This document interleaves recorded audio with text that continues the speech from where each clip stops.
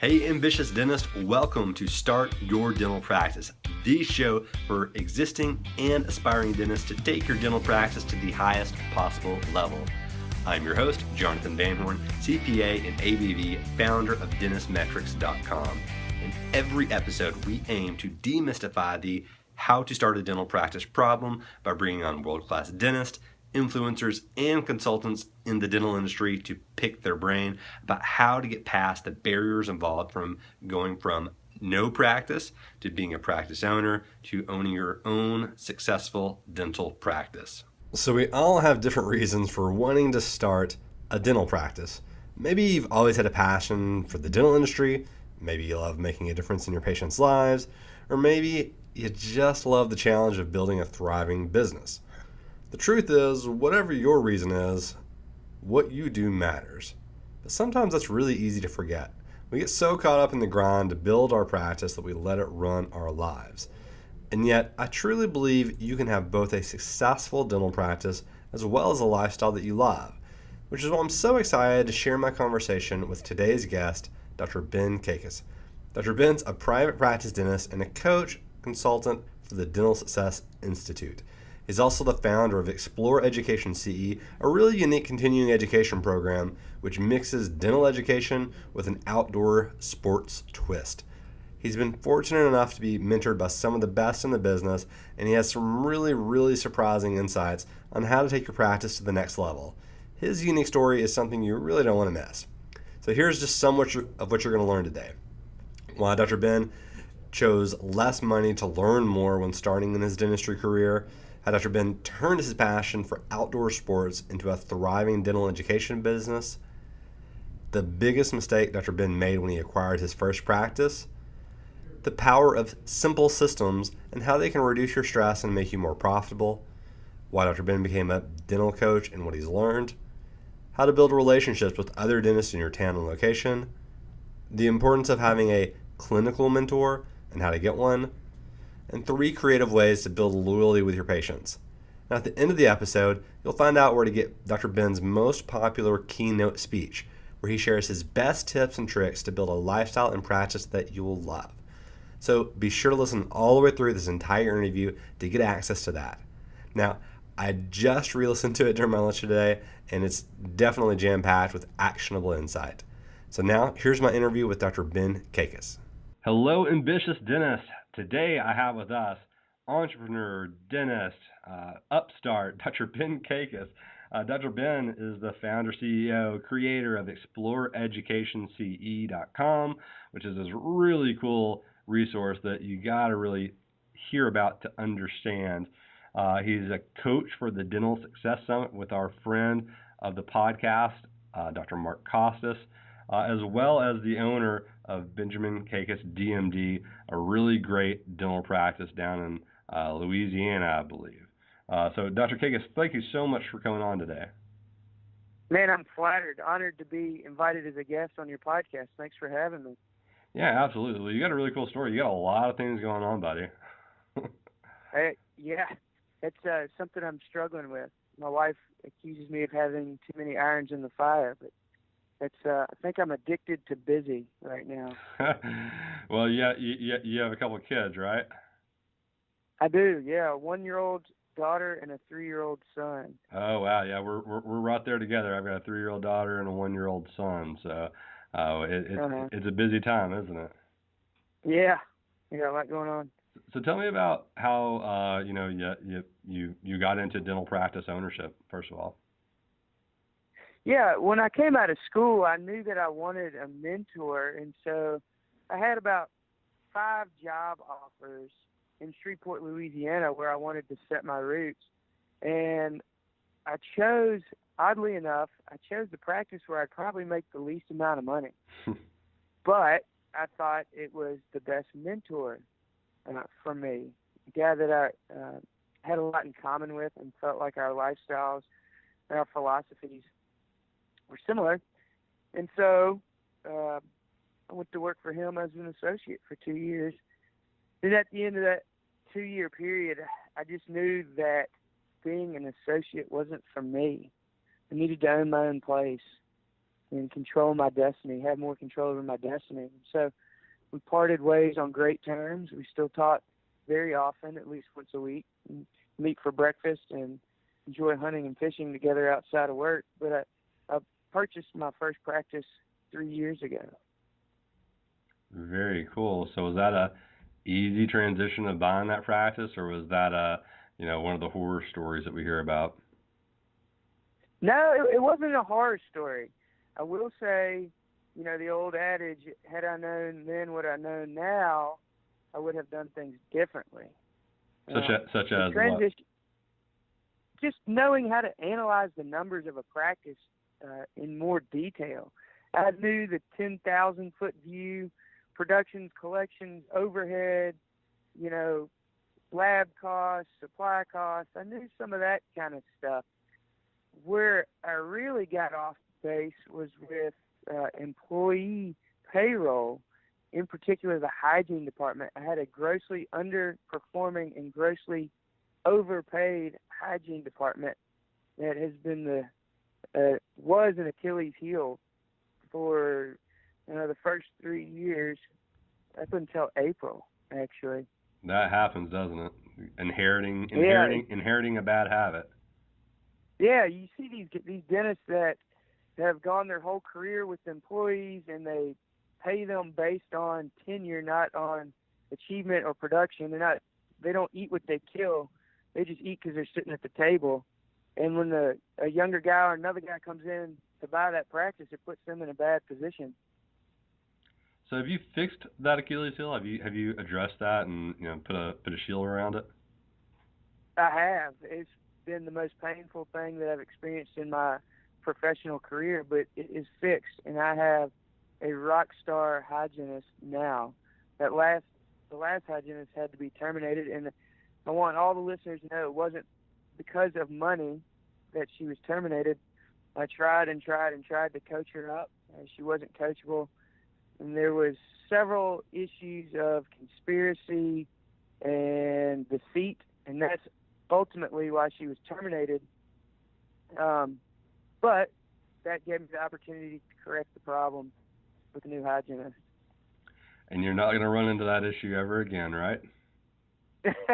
I sure hope not. I have learned an extremely valuable lesson. But once again, that was something that I inherited, you know what I mean? Oh, yeah. So, we have a lot of listeners that have just acquired a practice or about to acquire a practice, starting a practice, etc. Now, going back through it, if you were coaching yourself through that issue, how would you have told yourself to address it? Well, I think it would have been helpful, just like your CPA clients, to know what they're going to owe at the end of the year. It would have been helpful for me to know going into it that I needed to start coaching her from day one.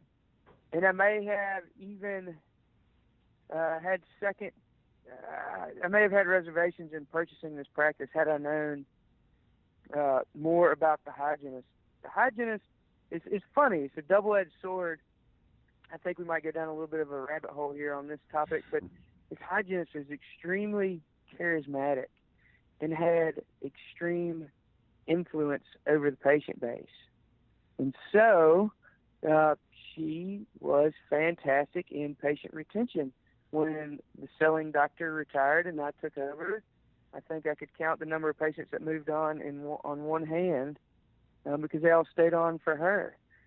But when she left and didn't leave graciously, I have lost quite a few patients to that.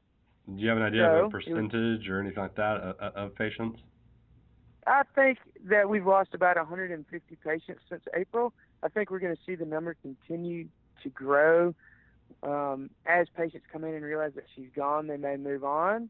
I'd like to think that my patients really value the relationship they have with me, but I do understand that she worked in this practice for 22 years and I've been in this practice for 3 years, so I do understand that. Is that, of those 150 patients, is that, a significant clip? I mean, obviously that's a lot. That's, 25 a month that are leaving. But is that something that is, is that being address through new patient numbers or anything like that? Are you able to make that? Yeah. So that's super interesting. I really anticipated this. I knew that this hygienist was a loose cannon. She's gone all around town on every media possible and just slandered my name and made up completely bogus accusations. Oh, wow. She's contacted every single patient that she could contact via Facebook and encouraged them to leave me and follow her. Wow. But I saw how she treated her ex-husband on social media, and I knew that she was probably going to drag me through the mud. So I made preparations, and the best thing that I did was to have this merger.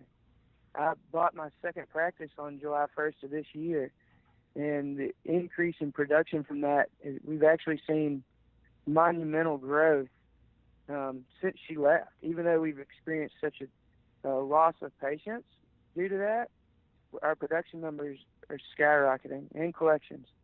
That's fantastic. You prepared yourself for the jabs that were coming by working out really, really hard and making sure that those weren't going to knock you down for the count. I mean, you said you didn't have a horror story. That sounds like that's the definition of a horror story to me. It was a horror story. I'm losing hair. I'm still losing hair right now. I'm only 34 and I'm starting to get a little bald spot here, but yeah, it was pretty nasty. Attorneys got involved, and it was not a good deal. I imagine. So, as far as acquiring that second practice and merging that second practice, how did that come about? Yeah, I have that entrepreneurial spirit just like you, and I want to grow, and just started getting my feelers out there. I'm very active in the local dental community. Eyeball some practices that I think I'd like to purchase, and I start to contact these dentists and let them know that I need to be the first phone call they make. Please don't hire a transition specialist. Give me a call. Don't sign any contracts. We don't want them to get 10%, and let's work on things together. And I found this guy. He was receptive to the idea, and he worked for 50 years. Can you believe that? 50 years.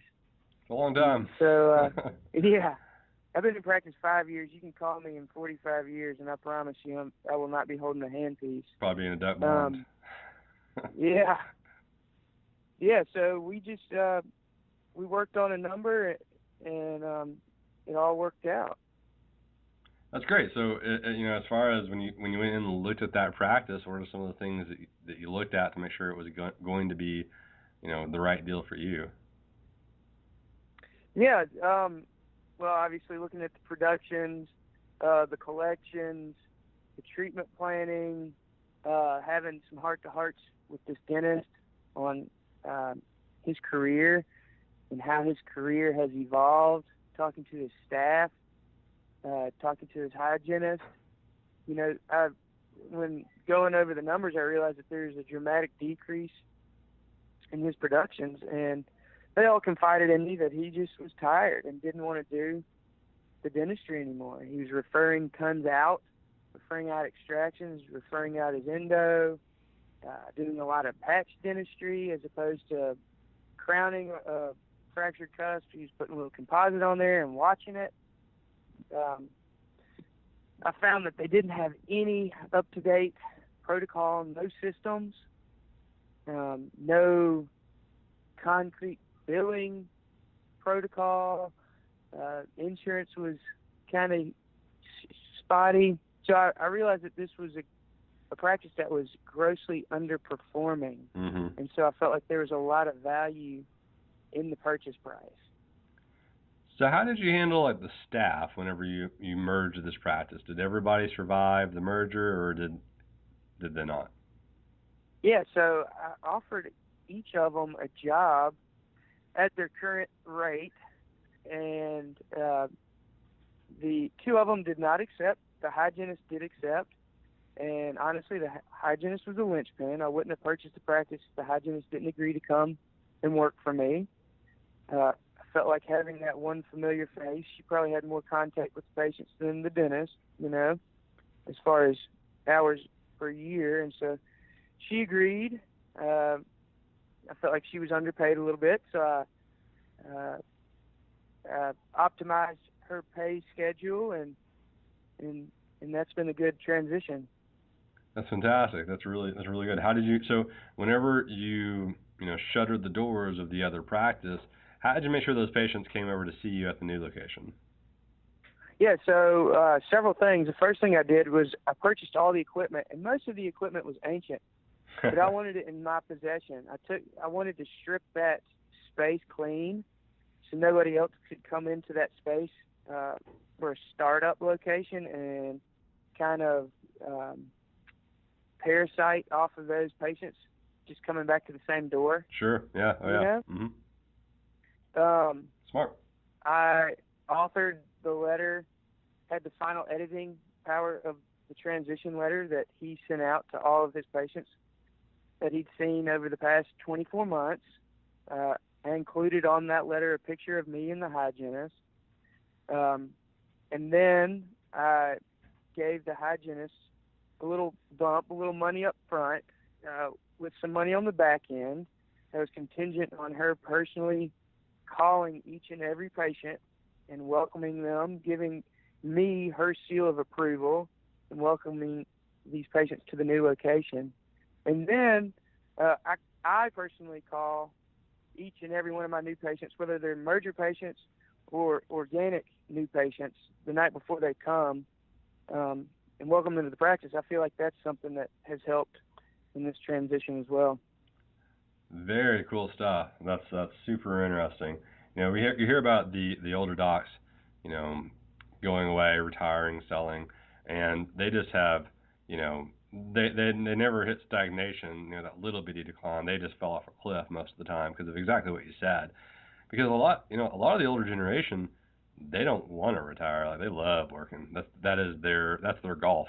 Man, you hit it on the head. That's how this guy was. It was his identity. I think he truly believes that he's going to die when he doesn't work, I've seen it. Yeah.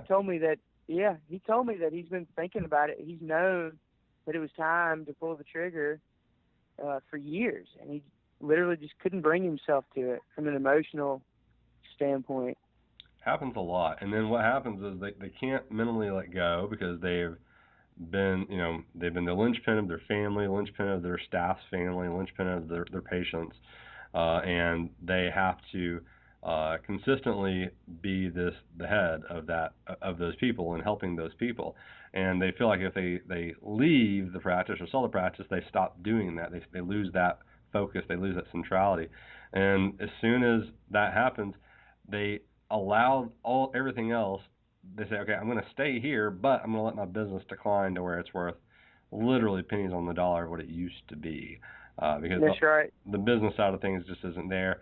And to be quite frank, the actual selling of a dental practice, you don't get a whole ton of money out of it most of the time. So I can see a reason why that is the case, comparatively to how much money you typically make in a year. That is.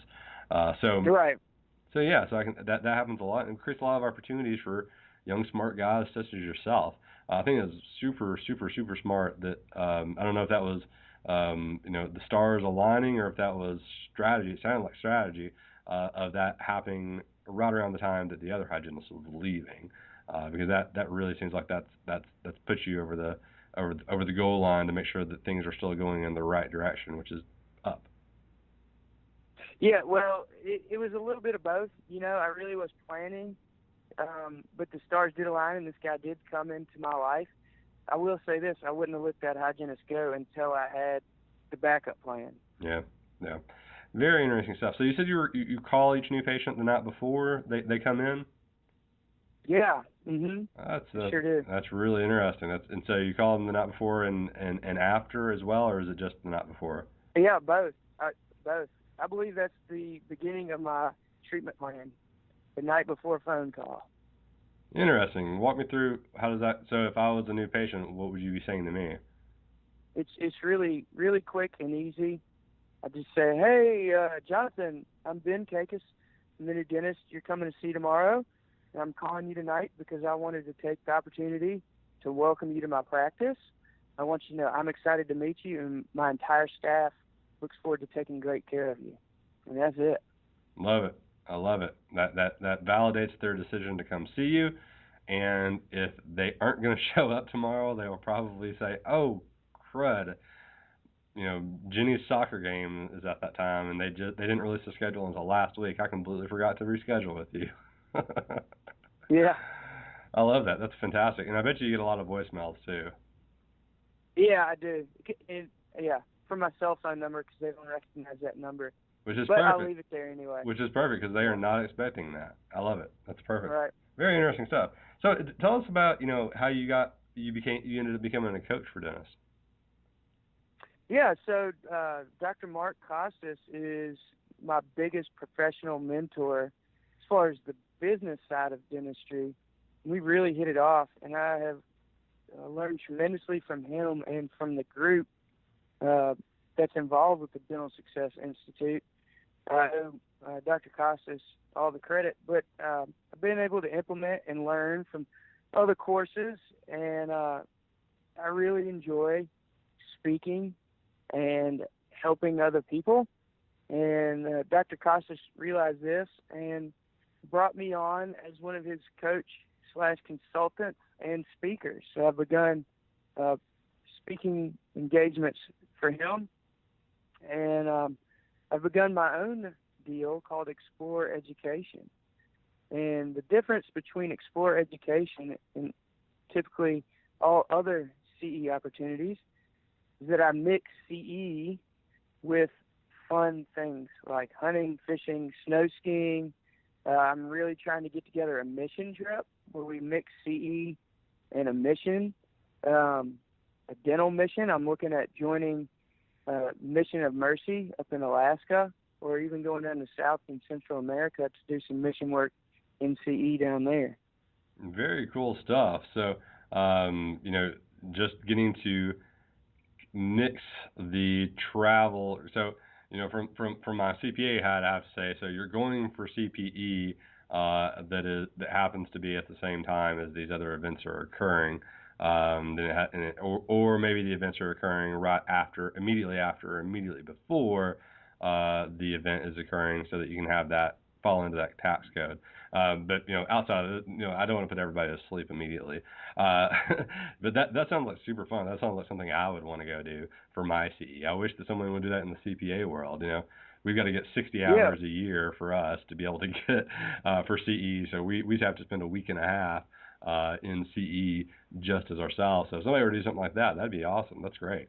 Very interesting. Yeah, well, I've had several relatives that need CE for their professions, and they've told me the same thing that you have. So I'm excited that it's going to take off. But I have a question for you, Jonathan. As a CPA, tell me if you agree. My CPA told me that if the attending dentists pay me a fee for the CE, and that fee also happens to cover, let's say, their lift tickets or their outfitting fees for the fishing trip or the hunting trip, and they just wrote one check to me, then the whole thing is a write-off for them. Would you agree with that? Well, this is going to be broadcast out over the internet airwaves, so my official answer has to be, number one, this is not paid advice, so do not take this as tax code advice. My second piece of advice would be, since this is a business-related transaction, I would ask for an opinion from a tax attorney, just to make sure that they really, really knew the tax code, and because sometimes it can be completely deductible, but there has to be a certain way that you put it on an invoice, or a certain way that you substantiate it, or a certain way that you frame it, or a certain way that you set it up. But by the letter of the land, if there is a personal piece of the travel, then it should be allocated out, if that is specifically allocated out on the invoice. So, like, for example, if you send an invoice out for $1,000 that says $400 dove hunt, $600 CE, then it would be a $600 CE. If you have a CE that costs $1,000, and afterwards, immediately following, there's going to be a follow-up discussion about what was learned that day at a dove hunt, then that could fall underneath it. Again, there's a lot of like little, we're definitely sitting inside of gray area. So my official answer would be you'll want to speak to a tax attorney so that you can figure out that from a very, very specific standpoint. But my gut says that there is a way to be able to make that work because, people go on cruises and things like that, that have CE a part of the cruise, and there's definitely a personal element to those cruises. Now, one thing you will need to look into that, we just happen to know is that, if you go to another country, there are some laws that you have to, the other country has to be a part of a tax treaty with the U.S. in order to be able to make that actually deductible in certain ways. And there's certain countries that are and certain countries that are not. If it's outside of the continent, out of North America. So even some of the islands in the Caribbean are a part of that you have to check.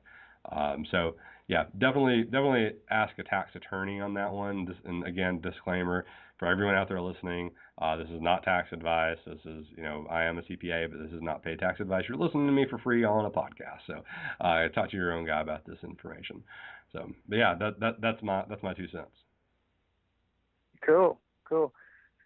Yeah. So tell me about what's in line. You've got all these things set up now. Do you have a dove hunt that's coming up soon? Yeah, September 24th. We've got a great dove hunt lined up in Central Texas. This is actually land that I've been hunting on for a long, long time, and it's typically very productive hunting grounds. I've been bird hunting out there, doves and ducks and deer and hogs and turkeys. So it's a good fertile land out there, and we're going to have a dove hunt in the morning. We're going to break for lunch, and one of my other hobbies is barbecue. I'm really big into barbecue / competitive barbecue. So I'm going to bring some authentic Texas-style barbecue to lunch inside in the air conditioner. We're going to have 3 hours CE, an hour and a half provided by me, and another hour and a half provided by Jake Conway. Do you know Jake? I've never met Jake. I've heard the name, Jake Conway. He works with Dr. Kacos as like a financial advisor. Is that right? They're buddies. They live in the same town. Jake has developed a really unique way to track and record all the numbers of your practice, and he's really sharp when it comes to that. So we'll have 3 hours CE, lunch inside, and then we can go out to the field in the afternoon, like you mentioned, to continue the discussion until sundown. Very interesting stuff. So if someone's wanting to find out more about these types of CE events, where would they go? Yeah, we've got a website, ExploreEducationCE.com, and you can get on there, and there's contact information. Feel free to contact me through that, or my personal email is not off limits. My personal email is bkacos@gmail.com. Very cool. I think that's going to be a very interesting endeavor, and I think you're going to be able to meet a lot of really cool people that are like-minded that go on those trips. So tell me about this. We're talking about the practice and you merging your practice and growing your practice like that. If you were to be starting this all over again, just getting out of school, looking to acquire a practice, you seem to have some really good insight of ways to be able to connect with people. I thought it was really intuitive of you to be able to contact all the dentists and say, hey, I'm looking for practices to merge with or to buy out. Please don't talk to one of these brokers. What would you do for someone that is out there looking for their first practice? What would you do today if you didn't own your practice to go and find a practice for sale? Man, that's a great question, and I've learned a lot from the mistakes that I've made. One thing that I haven't divulged about my first and second practice now is that they're 100% fee for service. And I believe that although it can be a much more profitable, I feel like that business model is going to become extinct quickly. I don't see it as a viable business model in the future unless you're ultra specialized. So I'm currently transitioning in network with the help of a fee negotiator, which is paramount. Mm-hmm. So I would give the advice that you shouldn't. I wouldn't recommend buying a fee-for-service practice. The growth is much harder to grow that. I find that the number one question you get on the phone is, "Are you a network?" And it's hard to shield that. So I would say look in that direction, and I would also say find a great clinical mentor. And if you can find a clinical mentor that has great business sense, that's even better. But without the clinical side of things, the business isn't going to work.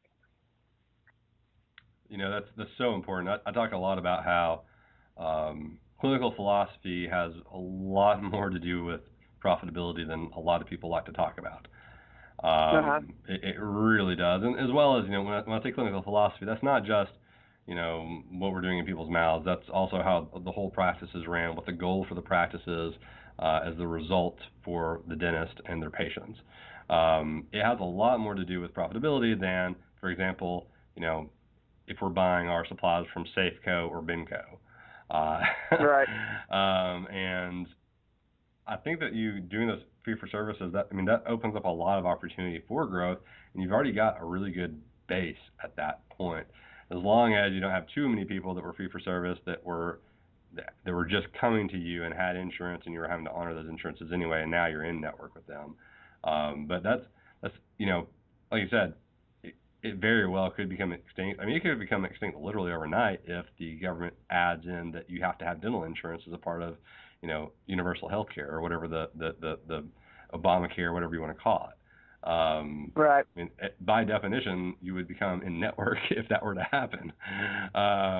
So, it's one of those things that, I see that trending that way too. I don't see, if that were to happen, I don't think that any just full fee-for-service practice would be able to sustain unless they were just in like that perfectly aligned demographic of having, a lot of money and didn't really care about it. Yeah, you hear that the three main objections to any treatment plan is fear of pain, lack of time, and money. And so if you can do everything you can to eliminate those barriers, in a wise way, you would expect the treatment plan acceptance to go up. So that's my theory there. How do you address the financial aspect in your practices whenever someone is scared of the finances? That's a great question. We work hard at that. I feel like I need to put a lot of effort in that since I am at a network at this point. But we've done some interesting things. I created a state-sanctioned in-house dental plan that had to deal with a lot of red tape and bureaucracy at the State Insurance Commission here in Louisiana. But we do have that. And what that is it's a dental discount plan, not to be confused with insurance. But just real quickly, a patient pays $100 for a single membership for the year and get 20% off of everything in the office. It's a root canal, it's an implant, it's cleaning. So if they did the math, they joined and they got a $1,300 build-up in crown, they come out ahead at the end of the day. And I feel like that increases case acceptance and builds allegiance to my practice because they know they can't go somewhere else and get that. We also have done some neat things. We created the Crown and Bridge warranty, and I feel like if you asked nearly every dentist, hey, if you just put a crown in the last 5 years and that crown split in half, what would you do? I bet you 9 out of 10 of them would say, well, I would replace it. That crown probably fractured because one of my line angles was too sharp. Probably wasn't the zirconia. And so what we've done is we've created a warranty, and it's on a really nice piece of paper from Vistaprint. And when my treatment plan coordinators present this treatment, they have this warranty, and it says, we're going to warranty this crown or bridge for 5 years against breakage or defects. and we're going to warranty it against decay for 2 years. I feel like that really helps. But that warranty against decay has strings attached, and we explain that to the patients. You must come get your teeth cleaned at least twice in 12 months, and you must take advantage of our fluoride at your cleanings. And so I'm hoping that helps with our recall and our hygiene program as well, and adds value to that crown for the patient. We've done that. We also have a third-party financing, which is Care Credit, and most people know about Care Credit. There's several of those companies that will provide financing for your patients, and that's how we help with that. We also don't make the patients pay in full to have insurance, and my insurance guru treatment coordinator does that for me. Yeah, I'm diligently writing notes because those are all fantastic ways to get over that objection of it costs too much. Because, and a lot of people I speak with say, if they can't afford it, then they don't really, then they're not going, I can't make them afford it. And, I say as people providing a service, it's our duty to try and make that as easy to say yes as possible, because we're trying to give them something that's going to help them, right? Right. So as far as like the Crown and Bridge warranty, does that just come with purchasing the, signing up for the Crown, or is that a separate cost, or is that something? No, that's value added to the Crown. So, like I said, the terms and conditions are clearly listed. It looks very professional. I'll be happy to provide that to anyone that contacts me. I can send you a digital file of exactly what it says and looks like. And what happens is the treatment coordinator goes over that during the presentation, treatment plan presentation, and then the day that we insert the Crown, we have the patient sign it and date it, and then one of the staff members signs it, and that goes in the patient file. I love that. I think that's a great way to make that, more than just a transaction. It's them investing in their health at that point. They're signing a document saying that, I'm going to try and make sure that this Crown lasts. I'm going to make sure that I come back in and I do, I'm a part of your hygiene program, and I'm going to get fluoride because I know my doctor thinks that's important for me to do. So do you do a lot of fluoride? Do you try and do a lot of fluoride? We offer it to every single hygiene patient, and I'm a stickler about that with my two hygienists. I don't remember which month it was, but the cover of the ADA Journal, some point last winter, was all about adult fluoride. And the gist of the article was, why the heck aren't you dentists recommending fluoride to your adult patients? It benefits them just as much as the children. And from a business perspective, you could potentially add, I think ours is $30 or $33 or something. That's easy, quick revenue, and the overhead on that fluoride is pretty darn low. Mm-hmm. And it's, like you said, you're not just selling, something worthless to the patient. This has true health benefits for the patient. Would you want fluoride? Yeah, I want fluoride. I don't use toothpaste without fluoride in it. So it's truly a service to the patient, and we make sure that we offer that to each and every hygiene patient. I talk about this with some of my coaching clients, and I'll say, where are we at with our fluoride? And it's always, well, we tell the hygienist to push it pretty hard, and then we'll look, and so the two stories I get are, one, yes, we push it hard, or two, we hope that they do it. I think that they're offering it, and we find that second person is usually 1 out of every 12 to 1 out of every 8 patients are accepting fluoride. So somewhere around 8 to 12% of patients are receiving fluoride treatments. I've obviously seen practices where it's 2 to 5%. However, I've never came across a doctor when I've asked them, do you believe in fluoride? Do you believe that it has a benefit? I've never heard anyone say no. And it's always been, like you said, it's an emphatic, oh yeah, absolutely, I'm a big fan of adult fluoride. And so, as practitioners of health, if that's something you believe in, then it behooves you to be trying to make sure as many of your patients as possible accept that treatment, right? Yeah. The fact that you are afraid that the patient might say, I don't want to pay $25 to $35 for this treatment, should be somewhat an irrelevant part of that equation. So yeah, that's fantastic. We find that if a practice is really, really pushing it, you can get upwards to 25 to 40% of patients receiving fluoride. And then we find even some practices go, way above and beyond that and get up into the stratosphere of, 80 to 100%. And those practices are, typically the patient's getting fluoride, whether as a given when they come into the practice. They're just, it's just a part of their treatment philosophy that everybody gets fluoride, and they explain it to the patient beforehand. You're getting fluoride because the doctor believes in the fluoride. Right. Yes, there's a little bit of a charge on it, but it's just like that's just an amount of the money you're going to have to be paying in addition to your service today. Yes. Yeah. I'm glad you brought that up. If you don't mind, I'd like to interject. One of the things that we cover in my presentation about hygiene production is that we sit down every payday with our hygienist and we analyze everything they've done over the past 2 weeks and the month, because that's how they're being paid. And we feel like anything that you track will improve. And so we track this and we talk about, the radiographs that they're taking, the SRPs that they're diagnosing, how much fluoride has been accepted. And we feel like that really helps with that.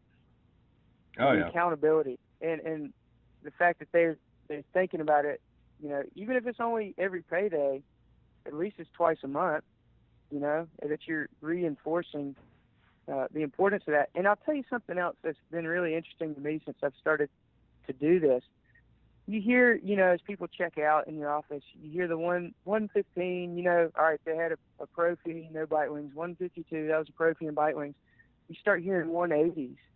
You go, wow, that was pretty cool. They just got their teeth cleaned. That was $180.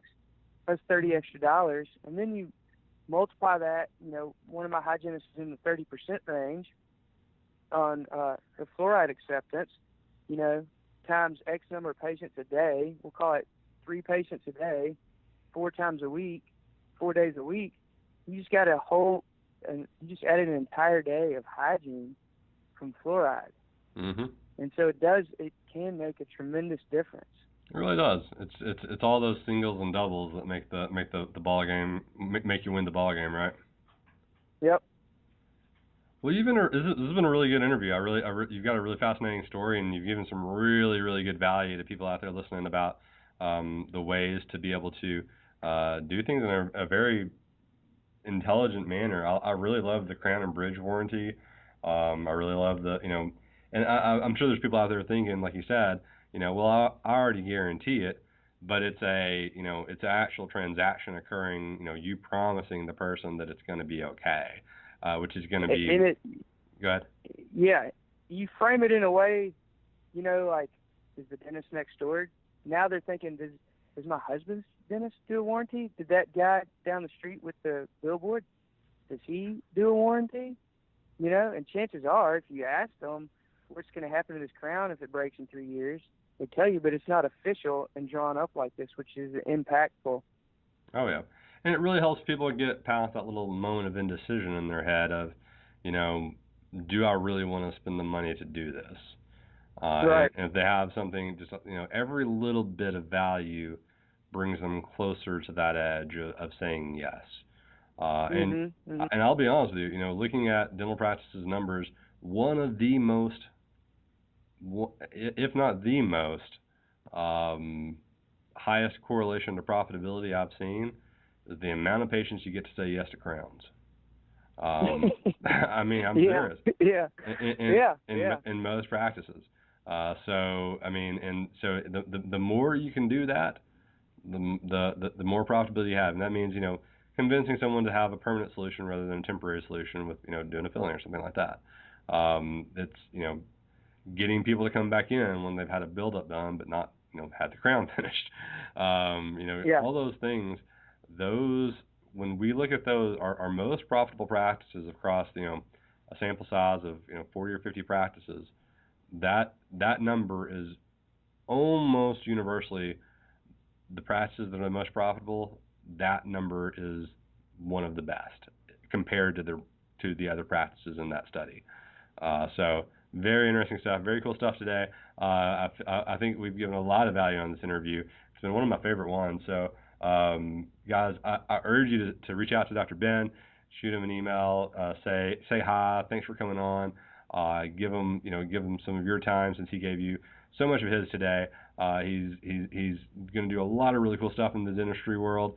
And so, Dr. Kacos, thank you so much for all that you're doing. And I appreciate you again coming on the show today. Man, I look forward to it. I hope you invite me back. Let's do it again. Oh, yeah. All right. Well, thanks again. All righty. Have a good day. Okay. That was great. So, awesome. Yeah, fun time. Are you going to add in that bonus that we talked about? Yeah, I'll edit it in afterwards. When we get closer to the launch date. So again, I've got, I try and build up these over a month. I'll do a month and I'll just hit these really hard, and I'll do 10 or 20, trying to get a couple months added up, so that I can be, because I do have to run a business too sometimes, and actually do the work. So but yeah, we're probably looking mid-late October right now for this coming out. But when it does, we'll send you an email and let you know, and we'll post it all over social media. I would say we usually get 500 or 600 listens an episode. We're starting to get, into the 700s for some of our other episodes now. Great. Great. We've got, we got about 2,500 people on our email list that we'll get put in front of, as well as through our social media profiles and everything like that. So you'll get some runway out of it. Man, great. Hey, are you going to be present at that Podcasters Yep, I will. Forum? Yep, I will. Awesome, man. Well, I know the right thing for me to do is to come to that. That happens to be the last weekend of a 2-month duck hunting season, so I'm really struggling with. But hopefully I'll be there. Hey, all the ducks will be gone last weekend anyways. Jonathan, nice talking with you, man. I really and truly appreciate the invitation. Absolutely. Have a good day. Nice connecting, buddy. You too. Bye. Bye-bye. So a very special thanks to Dr. Ben for sticking around and sharing his tips on how to have both a lifestyle that you love as well as a thriving dental practice. I hope you enjoyed learning about his outdoor educational program. I mean, who says the creativity is dead, right, guys? It's a really interesting business model. If I were one of you guys, I'd probably check it out. And so as a bonus for today, Dr. Ben has shared one of his most popular keynote speeches on how to get the most out of your dental practice. I think you'll really enjoy it. So to get that bonus, simply text the word practice to 33444. Again, that's practice to 33444, or visit startyourdentalpractice.com/bonus if you're outside of the U.S. You'll also receive updates on the latest episodes of Start Your Dental Practice, helpful tips for owning and running a practice, and promotional opportunities direct to your inbox. So that's it for today's episode, but that doesn't mean that the learning and implementation have to stop there. I've created a free report called The 15 Numbers That Will Make or Break Your Dental Practice. This report has been downloaded over 1,000 times by dental professionals. So if you want your free copy of this report that's going to outline what the most important numbers are in any dental practice, and it also includes how to look at your numbers, how to set goals, has a whole slew of really important information that is the culmination of all of my experience as a dental CPA, then just go to startyourdentalpractice.com/free gift. That is startyourdentalpractice.com/free gift. And so that's it for today, Ambitious Dentist. Again, I'm Jonathan Van Horn, CPA and ABV. I'll see you next week with another world-class practice owner or consultant that will help you start your very own dental practice. Thank you guys so much for being a part of the Start Your Dental Practice community. If you enjoyed today's episode, please do me a favor and go to startyourdentalpractice.com/iTunes to leave your honest feedback and review on iTunes. It's going to help me create a better experience, a better show, a better podcast for you, the ambitious dentist. Your feedback really does help, regardless if you like the show today or not. If you didn't like the show, let me know, because it's going to help me create a better show and podcast for you. Lastly, if you know of anybody that would benefit from today's episode and today's content, today's guest, please feel free to share with them on social media or through email.